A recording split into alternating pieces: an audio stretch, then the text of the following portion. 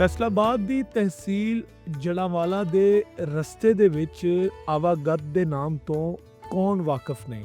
ਜਦੋਂ ਜਲਾਂਵਾਲੇ ਵੱਲ ਨੂੰ ਜਾਈਏ ਤੇ ਰਸਤੇ 'ਚ ਆਵਾਗਤ ਸਟਾਪ ਆਉਂਦਾ ਹੈ। ਉਸ ਸਟਾਪ ਤੇ ਖੜੇ ਹੋ ਕੇ ਤੁਹਾਨੂੰ ਇੱਕ ਇਮਾਰਤ ਨਜ਼ਰ ਆਏਗੀ ਜਿਹੜੀ ਕਿ ਵੇਖਣ ਨੂੰ ਬਿਲਕੁਲ ਆਮ ਇਮਾਰਤ ਲੱਗੇਗੀ, ਕੱਲੀ ਵਿਰਾਨ ਪਰ ਫਖਰ ਦੇ ਨਾਲ ਸਿਰ ਚੁੱਕਿਆ ਹੋਇਆ। ਜੀਵਨ ਦੇ ਉਹਨਾਂ ਲਮਹਿਆਂ ਨੂੰ ਯਾਦ ਕਰਦੀ ਹੋਈ ਇਹ ਇਮਾਰਤ ਦੇ ਵਿੱਚ ਕੀ ਹੈ। ਜਦੋਂ ਇਸ ਧਰਤੀ ਦੇ ਨਹਿਰਾਂ ਵਾਂਗਰ ਖੁਆਬ ਵੀ ਵਸਦੇ ਸਨ, ਜਦੋਂ ਇਸ ਧਰਤੀ ਤੇ ਅੰਗਰੇਜ਼ ਸਰਕਾਰ ਹਕੂਮਤ ਕਰਦੀ ਸੀ, ਉਦੋਂ ਇਹ ਇਮਾਰਤਾਂ ਬਣਾਈਆਂ ਗਈਆਂ। ਇਹ ਕਿਨਾਲ ਰੈਸਟ ਹਾਊਸ ਹੈ। 1860 ਦੀ ਦਹਾਈ ਦੇ ਵਿੱਚ ਇਹਨੂੰ ਤਾਮੀਰ ਕੀਤਾ ਗਿਆ। ਜਦੋਂ ਅੰਗਰੇਜ਼ ਰਾਜ ਵੱਲੋਂ ਪੰਜਾਬ ਦੀਆਂ ਜ਼ਮੀਨਾਂ ਨੂੰ ਪਾਣੀ ਦੇਣ ਲਈ ਉਹਨਾਂ ਨੂੰ ਨਾਲੀਆਂ ਦੇ ਵਿੱਚ ਬਦਲਿਆ ਗਿਆ ਤੇ ਉਦੋਂ ਆਵਾਗਤ ਜਿਹੜਾ ਸੀ ਉਹ ਇੱਕ ਅਹਿਮ ਮੁਕਾਮ ਸੀ। ਇੱਥੋਂ ਗੋਜਰਾ ਬ੍ਰਾਂਚ ਨਹਿਰ ਦੇ ਕਿਨਾਰੇ ਈਸਟ ਰੈਸਟ ਹਾਊਸ ਨੂੰ ਵਸਾਇਆ ਗਿਆ, ਜਿੱਥੇ ਅੰਗਰੇਜ਼ ਅਫਸਰ, ਇੰਜੀਨੀਅਰ ਤੇ ਮਹਿਮਾਨ ਆਰਾਮ ਕਰਦੇ ਸਨ।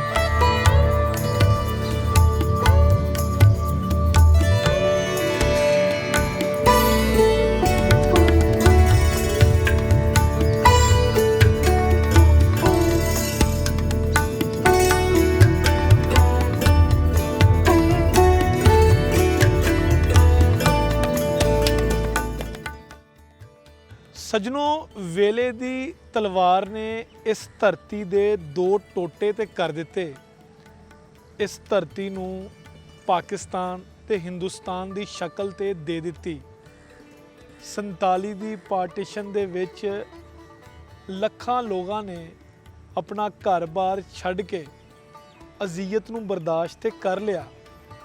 ਪਰ ਇਹਨਾਂ ਇਮਾਰਤਾਂ ਦਾ ਕੀ ਕਰੀਏ, ਇਹਨਾਂ ਬਿਲਡਿੰਗਸ ਦਾ ਕੀ ਕਰੀਏ ਜਿਹੜੀਆਂ ਰੋ ਰੋ ਕੇ ਇਹ ਦੱਸ ਰਹੀਆਂ ਨੇ ਕਿ ਵੇਲੇ ਦੀ ਤਲਵਾਰ ਨੇ ਇਹਨਾਂ ਦੇ ਉੱਤੇ ਇੱਕ ਕਾਰੀ ਜ਼ਰਬ ਲਾਈ ਹੈ, ਇਹਨਾਂ ਤੇ ਇੱਕ ਵੱਡਾ ਜ਼ਖਮ ਲਾਇਆ। 47 ਤੋਂ ਪਹਿਲੇ ਇਸ ਇਮਾਰਤ ਦੀ ਹਾਲਤ ਯਕੀਨਨ ਇੱਕ ਬਹੁਤ ਸ਼ਾਨਦਾਰ ਤੇ ਵਧੀਆ ਤੇ ਆਈਕੋਨਿਕ ਹੋਏਗੀ, ਪਰ ਇਸ ਵੇਲੇ ਇਸ ਇਮਾਰਤ ਦੀ ਖਾਮੋਸ਼ੀ ਤੇ ਇਹਦੀ ਵਹਿਸ਼ਤ ਇਹ ਦੱਸ ਰਹੀ ਹੈ ਕਿ ਇਹ ਇਮਾਰਤ ਕਿਸੇ ਵੇਲੇ ਦੇ ਵਿੱਚ ਬਹੁਤ ਜ਼ਿਆਦਾ ਖੁਸ਼ਹਾਲ ਤੇ ਖੁਸ਼ ਸੀ।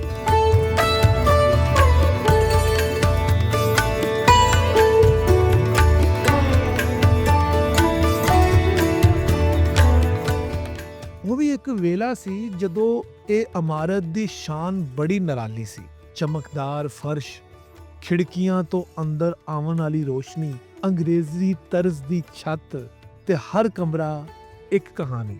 ਪਰ ਅੱਜ ਇਸ ਵਿਰਸੇ ਨੂੰ ਕੋਈ ਨਹੀਂ ਪਛਾਣਦਾ, ਨਾ ਸੰਭਾਲਦਾ। ਉਹ ਦਰਵਾਜ਼ੇ ਜਿੱਥੇ ਹੁਕਮ ਦੀ ਆਵਾਜ਼ ਗੂੰਜਦੀ ਸੀ, ਅੱਜ ਚੁੱਪ ਨੂੰ ਗਲੇ ਲਾ ਕੇ ਬੈਠੇ ਨੇ।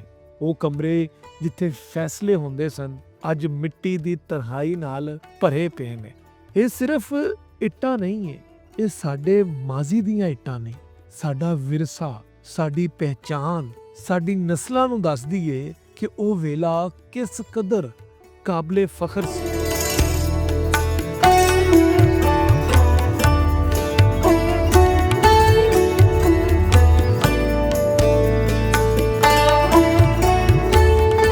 ਨਾਜ਼ਰੀਨ, ਕਿਸੇ ਦੌਰ ਦੇ ਵਿੱਚ ਇਹ ਇਮਾਰਤ, ਇਹ ਬਿਲਡਿੰਗ, ਇਹ ਥਾਂ ਜਿਹੜੀ ਸੀ ਇਹ ਮਹਿਕਮਾ ਇਨਹਾਰ ਦੇ ਕੋਲ ਸੀ।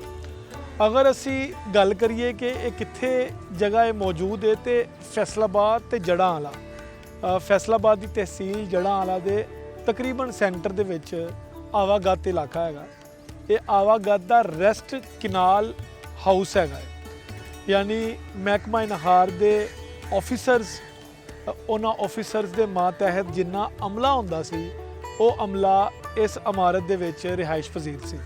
ਕੁੱਕ ਹਾਊਸ ਅਲੱਗ ਸੀ, ਤਹਿਸੀਲਦਾਰ ਦਾ ਘਰ ਅਲੱਗ ਸੀ। ਅਗਰ ਕੋਈ ਡਰਾਈਵਰ ਜਾਂ ਕੋਈ ਖਾਣਾ ਪਕਾਉਣ ਵਾਲਾ ਜਾਂ ਕੋਈ ਉਹਨਾਂ ਦਾ ਮੁਲਾਜ਼ਮ ਜ਼ਾਤੀ, ਉਹਨਾਂ ਨੂੰ ਵੀ ਛੋਟੇ ਛੋਟੇ ਕੁਆਟਰ ਇਸ ਏਰੀਏ ਦੇ ਵਿੱਚ ਦਿੱਤੇ ਗਏ ਸੀ।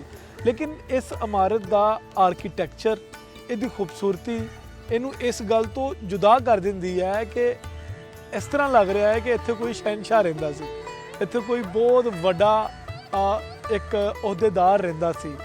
ਬੇਸ਼ੱਕ ਉਹ ਸਰਕਾਰੀ ਮੁਲਾਜ਼ਮ ਸੀ, ਪਰ ਇਸ ਇਮਾਰਤ 'ਚ ਰਹਿਣ ਵਾਲਿਆਂ ਤੇ ਇਸ ਇਮਾਰਤ 'ਚ ਜੀਣ ਵਾਲਿਆਂ ਦਾ ਲਾਈਫ ਸਟਾਈਲ ਵਾਕਈ ਸ਼ਾਹਾਨਾ ਸੀ। ਕਿਉਂਕਿ ਇਸ ਇਮਾਰਤ ਦੀ ਅਗਰ ਅਸੀਂ ਆਰਕੀਟੈਕਚਰ ਨੂੰ ਲੈ ਕੇ ਜਾਂ ਇਸ ਇਮਾਰਤ ਦੀ ਬਿਲਡਿੰਗ ਨੂੰ ਲੈ ਕੇ ਇਹਦਾ ਜਾਇਜ਼ਾ ਲਿਆ ਜਾਵੇ ਤੇ ਬੜੀ ਹੈਰਾਨਕੁਨ ਗੱਲ ਹੈ ਕਿ ਇਹ ਬਿਲਡਿੰਗ ਤਕਰੀਬਨ 100 ਸਾਲ ਲੰਘਣ ਲੱਗੇ ਨੇ ਤੇ ਹਲੇ ਵੀ ਉਂਝ ਹੀ ਕਾਇਮ ਹੈ। ਭਗਤ ਸਿੰਘ ਦਾ ਪਿੰਡ ਇਸ ਬਿਲਡਿੰਗ ਤੋਂ, ਇਸ ਜਗ੍ਹਾ ਤੋਂ ਤਕਰੀਬਨ 2 ਤੋਂ 3 ਕਿਲੋਮੀਟਰ ਦੇ ਫਾਸਲੇ ਤੇ ਜੜ੍ਹਾਂਵਾਲਾ ਸਿਟੀ ਜਿਹੜਾ ਹੈਗਾ ਉਹ ਇੱਥੋਂ ਤਕਰੀਬਨ 12-13 ਕਿਲੋਮੀਟਰ ਦੂਰੀ ਤੇ ਮੌਜੂਦ ਹੈ।